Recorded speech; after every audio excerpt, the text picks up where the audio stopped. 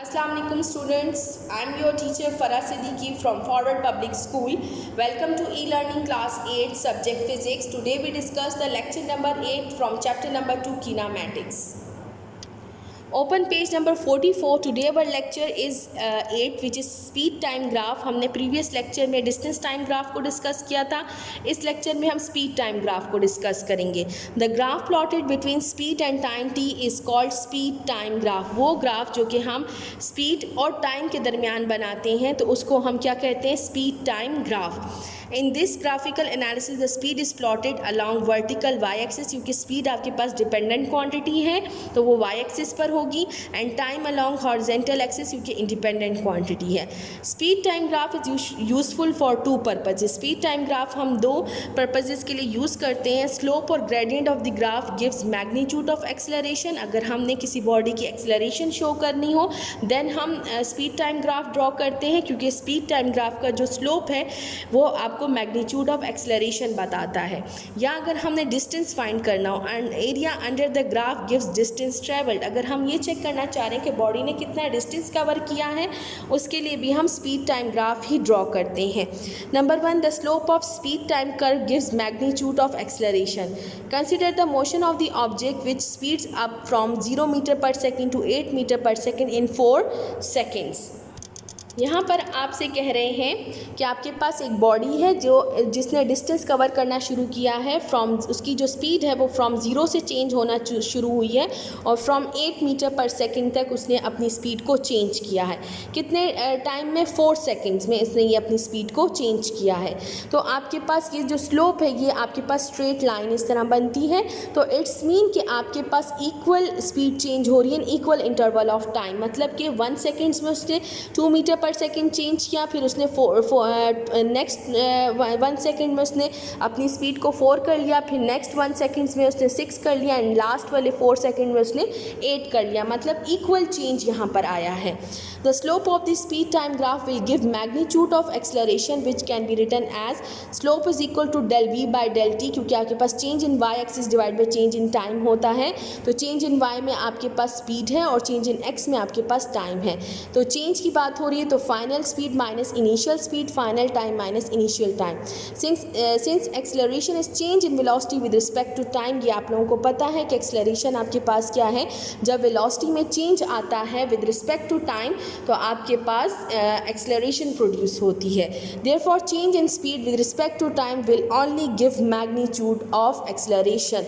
जब भी आपके पास स्पीड में चेंज आएगा, चाहे उसकी मैग्नीट्यूड में चेंज आए या डायरेक्शन में चेंज आए, तो आपके पास वो जो उसका जो स्लोप है वो आपके पास या जो बॉडी में चेंज आता है वो उसकी एक्सेलरेशन प्रोड्यूस होती है. मैग्नीट्यूड ऑफ एक्सेलरेशन आपके पास है 8 metre per second minus 0 metre per second divide by 4 second minus 0 seconds gives you 8 divided by 4 gives you 4 1 जा 4 4 2 जा. तो ये आंसर आपके पास गलत लिखा हुआ है, इसको आप 2 मीटर पर सेकेंड स्क्वायर ठीक कर लें अपनी बुक्स में. तो आपके पास यहाँ पे स्लोप ऑफ द ग्राफ जो है वो एक्सेलरेशन शो कर रहा है और यहाँ पर आपके पास ये एक्सेलरेशन किसके इक्वल है, 2 मीटर पर सेकेंड स्क्वायर की. फिर आपके पास सेकंड है कि हम सेकंड किस लिए यूज़ करते हैं, area under speed time graph represent the distance travelled. आपके पास जो भी आपको स्पीड टाइम ग्राफ गिवन होता है उसके थ्रू हम डिस्टेंस ट्रेवल भी फाइंड आउट कर सकते हैं. अब डिस्टेंस ट्रेवल हम क्यों फाइंड आउट करते हैं? When we speak of the area under a graph, we are not talking about the literal number of square centimeters of paper, but the quantities under discussion. हम यहाँ पर जो graph draw कर रहे हैं यहाँ पर हम सेंटीमीटर्स की या मीटर्स की बात नहीं करेंगे, हम जस्ट यहाँ पर अपनी क्वांटिटीज़ को डिस्कस कर रहे हैं. From equation 2.1 the speed is defined as distance divided by elapsed time और v is equal del s by del T.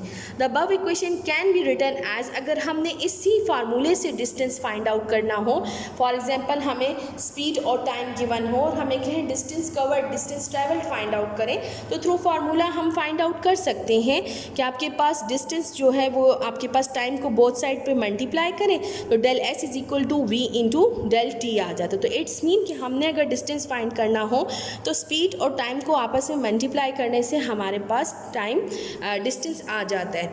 This quantity in speed time graph is represent represented as area under the curve. अब यहाँ पर जो आपके पास distance show हो रहा है वो एरिया अंडर कर्व है। वो कैसे शो हो रहा है कि फॉर एग्जांपल आपके पास ये स्पीड टाइम ग्राफ है और उसमें आपके पास जो स्लोप है वो ये है। अब ये वाला जो स्लोप है ये आपको शो कर रहा है constant speed. Speed time graph में पैरेलल टू एक्स एक्सिस जो स्लोप होता है वो आपको कांस्टेंट स्पीड शो कर रहा है कि 8 मीटर पर सेकंड पर बॉडी जो है वो टाइम गुजरता जा रहा है लेकिन अपनी स्पीड को चेंज नहीं कर रही। तो यहाँ पर जब हम एरिया अंडर कर्व बनाते हैं मींस इस पॉइंट से हम एक परपेंडिकुलर ड्रॉ करते हैं ऑन एक्स एक्सिस, तो ये जितना एरिया इसके अंदर आ गया आपके पास ये इसका डिस्टेंस ट्रेवल कहलाता है। For example if you want to calculate the area of rectangular shaded region, तो अब यहाँ पर आप देखें कि ये क्या आपको शेप दे रहा है, ये पूरा जो आपके पास एरिया अंडर कर्व बना है ये आपको रेक्टेंगुलर शेप दे रहा है। तो अगर हमने रेक्टेंगुलर शेप में डिस्टेंस ट्रेवल फाइंड आउट करना होता है तो for this speed time graph an object in motion as shown in figure 2.10 the area of rectangle mathematically is length into width. आप लोगों को ये पता है कि एरिया ऑफ रेक्टेंगल हम कैसे फाइंड आउट करते हैं, लेंथ मल्टीप्लाई विड्थ से। तो area is equal to length multiply width, A is equal to L into width. अब यहाँ पर this is your length and this is your length and this is your width. तो आपके पास क्या आ गया, del T into del V. क्यों? क्योंकि आपके पास ये लेंथ में डेल्टा टी शो हो रहा है और ये आपके पास विड्थ में डेल्टा वी शो हो रहा है।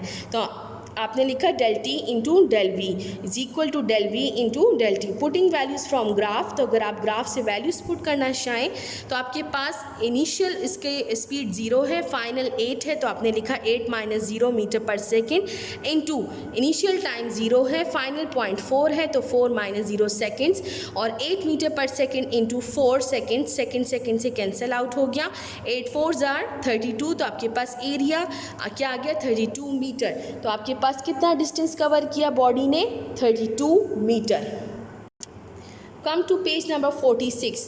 The area of rectangular shaded region in figure is 32 meter. The quantity at represent is actually distance the body is traveled. अब ये 32 मीटर क्या शो कर रहा है कि बॉडी ने कितना डिस्टेंस कवर किया है। Similarly, if you want to calculate the area of triangular shaded region for the speed time graph of the object shown in figure. अब अगर आपके पास एक बॉडी जो है वो आपके पास यूनिफॉर्म एक्सेलरेशन से मूव कर रही है, तो आपके पास यूनिफॉर्म एक्सेलरेशन है तो इट्स मीन कि इक्वल चेंज इन स्पीड है and equal interval of time. तो आपके पास ग्राफ जो है वो इस तरह बनता है, स्लोप जो है वो इस तरह स्ट्रेट लाइन बनती है। अब अगर हम यहाँ से एक परपेंडिकुलर ड्रॉ करें ऑन एक्स एक्सिस तो आपके पास जो एरिया अंडर कर्व आता है ये शेडेड रीजन, ये आपके पास डिस्टेंस शो कर रहा है। तो ये फिगर कौन सी है, ये ट्राइंगुलर फिगर है। अब अगर हमने ट्रायंगुलर फिगर के लिए अब हमने एरिया फाइंड करना है is half of area of rectangle, तो हम यहाँ से भी एक परपेंडिकुलर ड्रॉ करेंगे। तो अगर आप देखें तो ये पूरा एक रेक्टेंगल है और उसका हाफ जो है वो हमारा डिस्टेंस कवर्ड है।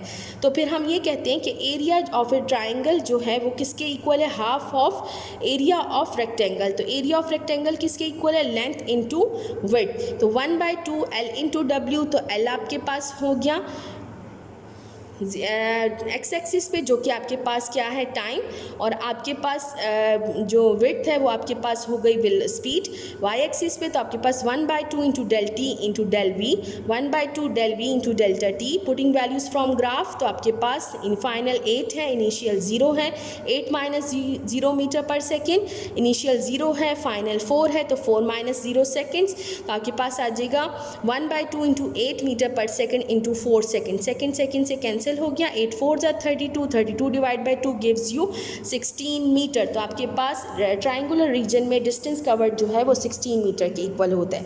The area of triangular shaded region in figure 2.13 is 16 metre. The quantity it represent is actually distance the body travelled. So this is all about the speed time graph. In next video we will discuss the remaining part of chapter number 2. Thank you. Stay home, stay safe. Allah Hafiz.